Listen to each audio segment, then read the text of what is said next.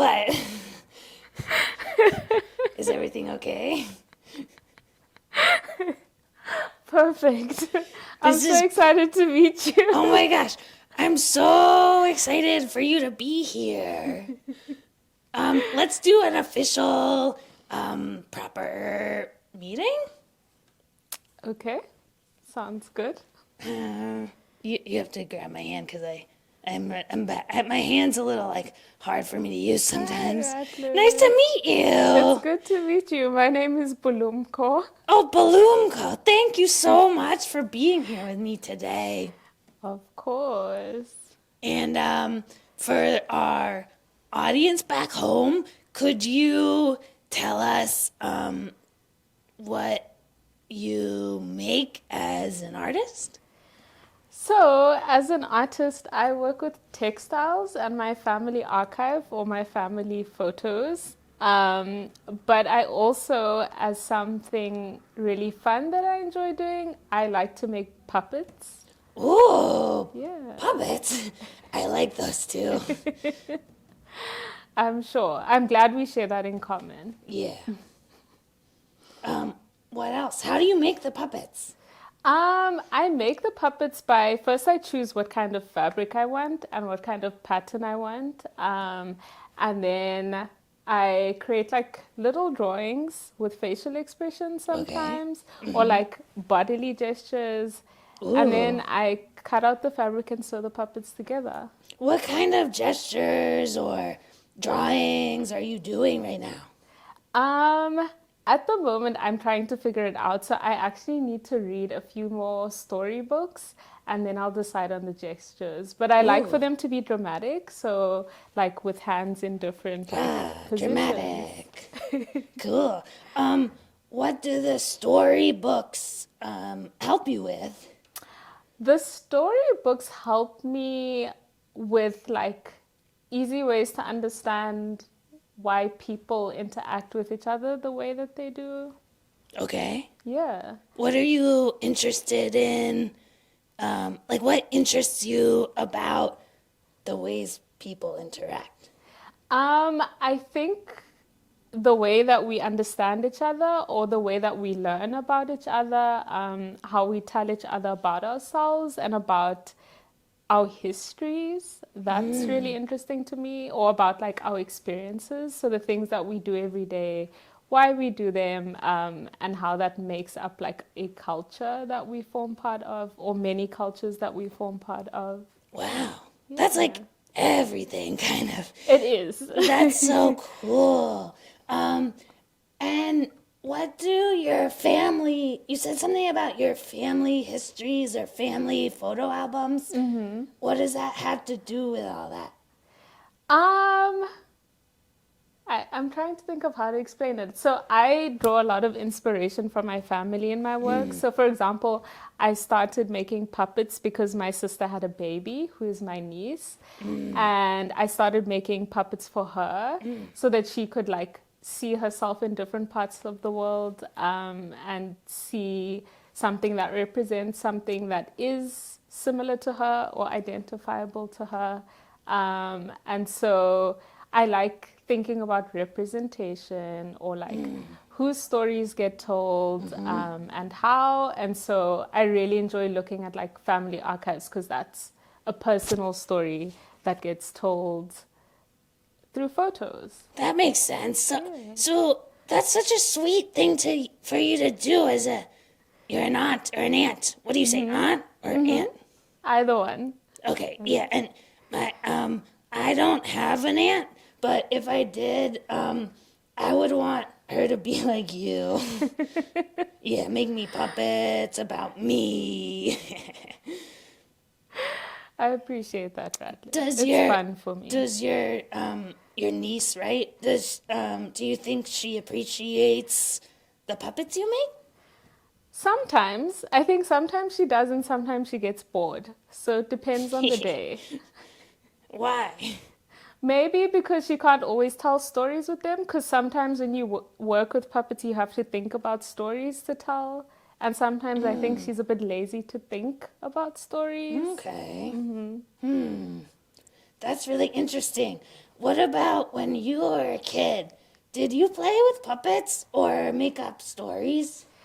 I used to play with dolls more than I played with puppets. And I used to make up stories with my siblings and my cousins, and then we used to play games together. What kind of stories did you make up?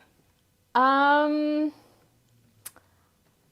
I can't remember very well right now, but I think it was like sometimes it was imagining that I had all the toys in the world, or sometimes it was imagining that I had superpowers, that I could fly or like teleport, Yeah. or travel in time. Okay.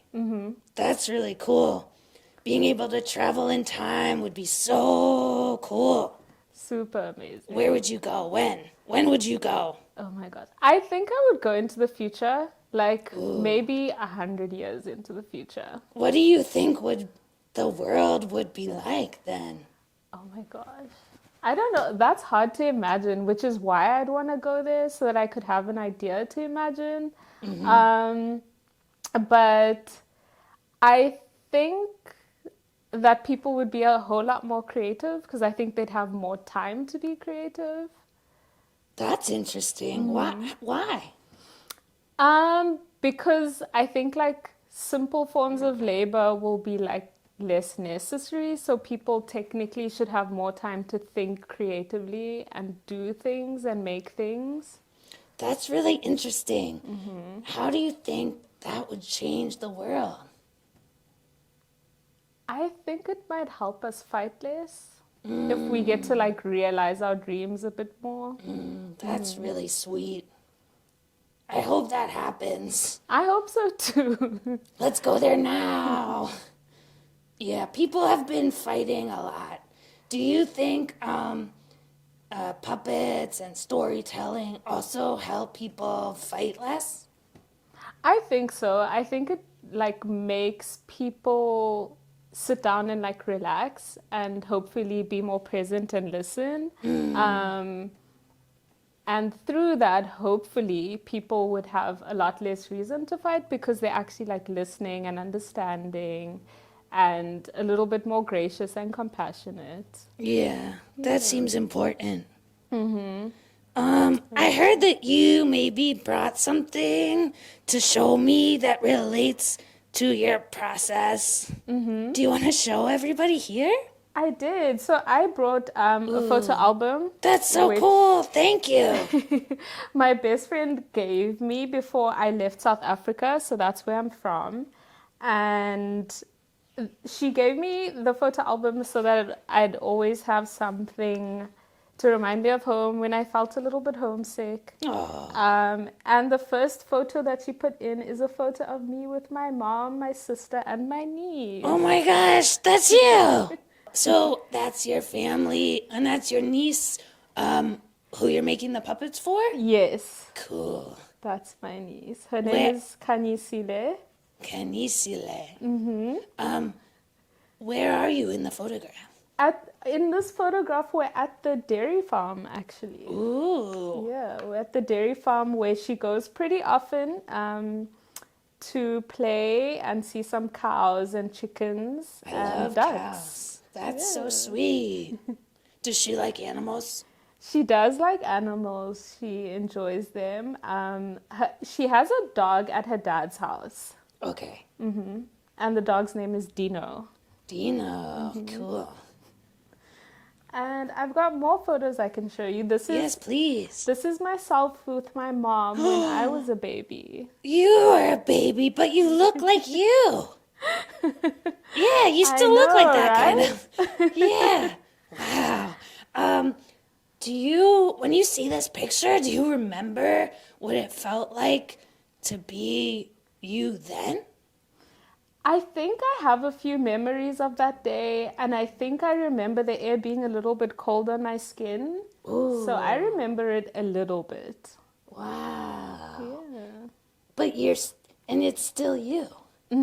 But you look so different. I'm a lot bigger now. Yeah, to me, that's really interesting because, Bulumko, the thing about me is like, I was born this size.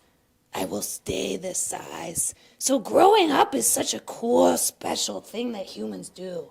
I know, right? But it also Yeah. can be a little bit stressful sometimes. Oh, yeah? And sometimes I think it feels good if you know that something is constant. I see. That's interesting. What else do you remember from when you were the you in that photo? Um, I remember having a little voice. I remember looking up at adults. They seemed so big and so yeah. tall. Yeah, they are. That's why I have this tall bench.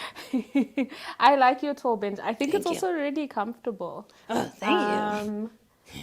Yeah, I think I remember like looking at the world from the position of being below it, so always looking up. How did that make you feel? Small, but it also made me feel like one day I could also be big and look at the world from a different viewpoint. That's really sweet. I know how you felt. I feel that way sometimes. Not about growing up, but about feeling a little small. I don't know if the feeling ever goes away completely. What other photographs are in there? Some other photographs that I have are of my sister and I with my grandfather. And we were at the Ooh. airport. I think he was traveling. Wow, what cool outfits you guys have on. I love the primary colors. Do the colors of things you remember from when you were a kid inspire you now still? Yes, they do. I actually used the colors from one of my photos in an artwork recently. Ooh. I can show you the photo. Yeah, show me, please. Thank you. So, in this photo, I have my great grandmother, and she's wearing this blanket she's over her pretty. shoulders. Ooh. And I used the colors that are in the blanket for an artwork as like a reference to her. Oh, do you remember that blanket?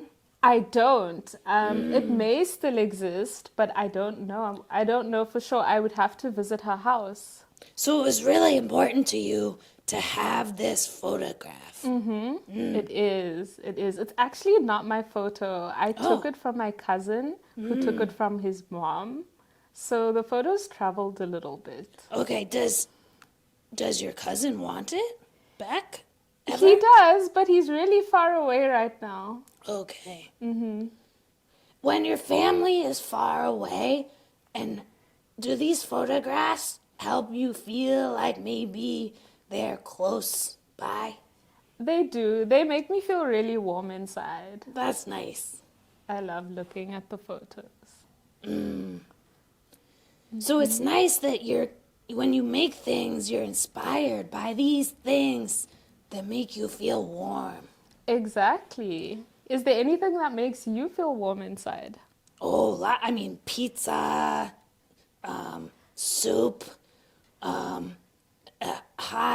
chocolate, but physically, really.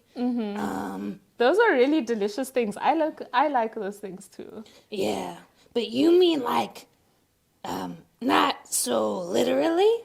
I mean, yeah, emotionally. I don't know how you feel about emotions or feelings. I feel warm. I have great warm feelings when my friends come to talk to me about the art they make. It's so generous and kind of you to share your stories about what you're making with me. That's so special, Ratlet. I like talking to you and I enjoy being here with you. Thank you. Oh, do you have any other projects or things you're working on that you'd want to share with a wider audience? So many things. I think a lot about how people feel empowered to be active in their lives. I don't know if that sounds like a big concept, but at the moment I'm thinking about like voting. What's that again? It's when you you choose who will be the leader of your country. Okay. And my country is having an election this year, and the US is also having an election, and 19 other countries on the African continent are also having elections. Oh, wow. And so I think a lot about like who ends up voting or electing someone into leadership, and if it will improve their lives, and if people feel like it will improve their lives. I've heard a little bit about that, but I don't know much about it because I'm not allowed to vote. I'm sorry. Yeah, Are it's you just, disappointed? well, I don't have the paperwork, you know? That's also another thing that when people vote, that's something that they need to consider. Yeah. But I feel like I'm not really from here. I don't live here.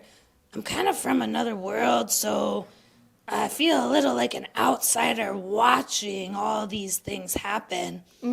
What's do you feel like there's a relationship between thinking through voting and making puppets? Is that too much? A stretch? I would have to think about that for a while. Okay. I would have to think about it. But I mean, I feel similar to you here because I technically can't vote in the US because I'm not a citizen. I don't have Okay. paperwork to vote here either. Okay. But whoever gets voted into power may affect my life and my living conditions here. So that is something that I think about, and I kind of have to like consider how I can be active to make sure that whoever is voting makes choices that are healthy for all of us that live here. Because I do live here even though I can't vote. But will you also be voting in another election? Yes, so I still plan on voting in the election for my country. So I can go to New York, which is a big city that you may have been to before. No, not yet, but someday I will go. I hope so. I hope Yeah. you go. I have hope a you friend experience there. it. That's really cool. Yeah. So I'll go to New York and I'll place a vote, which will get sent to my country. So I still get to vote in an election. That's cool. Why do you think it's important that people choose? Because your choices affect yourself and other people. And if you don't make a choice, someone else will make the choice for you. So I believe that you have to kind of be active in like things that affect your life. That seems important. I think so. So what else are you working on? Are you making art that helps people understand something about voting? Yes, so I'm hoping to make art that is interactive, that allows people to like think about that kind of stuff, or do an activity that is related to that kind of decision making. Okay. That sounds like a game a little bit. Yes, I don't know how much it feels like a game, but technically it could be considered a game. What happens in it? So what happens in the activity or the game is that people get given territories that get placed on the ground. Ooh. And they have to place a bead which represents a resource or right on the territory. Okay. And that basically kind of gives meaning to whether territory has certain rights or resources or not. Okay. That sounds complicated. I think so. I don't know if it works as a game. It sounds really interesting, though. Yeah. Do you think that using beads or making a map relates to making puppets or sewing things at all for you? I think it does. So I guess it's like a similar process in like making choices for how the puppets look. So it's like a similar set of choices that you make in terms of like where the fabric comes from, what the fabric means, who relates to it. It's kind of like a similar process of thinking, if that makes sense. Yeah, I think so. I don't know. I'd like to play the game sometime or have the experience. I would love for you to play the game sometime. Yeah. Well, is there anything else you want to share with us about how it all is going with you? Right now, nothing that I can think of. Okay. I think you heard quite a lot about what goes into my practice at the Yeah. moment. I'd love to go to your studio sometime to see your puppets. I think that would be cool. You should Oh, visit. that reminds me. Actually, Bulumko, you were so kind as to sell to me one of your artworks that I have in my collection. Do you want to just describe to me what it is? And in a little bit, we'll take the camera over there and do a close-up. Of course. So I think earlier I told you I like to make puppets in dramatic gestures. Yeah. So I made these puppets for Christmas last year. And the puppets have kind of like open arm gestures as if they're singing. Like that? Exactly. Okay. Exactly. And they're made from fabrics that I bought in South Africa. And the color of the skin of the puppet is made from natural dyes, which I think is really pretty cool. And the fabric was actually made in Mozambique, which is a neighboring country to South Africa. What does natural dye mean? It's a process of making color apparent in cloth. Okay. So it's a way of transferring color into cloth through different like scientific methods using chemicals or natural things like fruit skins or vegetable skins or seeds. That sounds magical. Is It's that kind where of like an alchemist or like wizardry or witchcraft. Yeah, is that where color comes from? Some of it, yes. Cool. Well, thank you so much, Bulumko, for talking to us today. I had so much fun. I want to learn more from you, but I don't want to take too much of your time. So thank you. Thank you, Ratlet. Thank you for having me, and thank you for asking about my artwork and my Oh, yeah, life. of course. Well, you're an amazing artist and person, and I've lately been asking all my guests if after the interview you'd give me a hug. Oh, of course, Is that Ratlet. okay? Yes. Can I give you a hug? Yes. Bulumko! Thank you so much. Oh my gosh, this is a really good one. Thank you. It's been so nice to talk to you. It's been great, Ratlet. Thank you. Yeah, I hope you have a nice rest of your day. You too. Okay. Bye, everybody.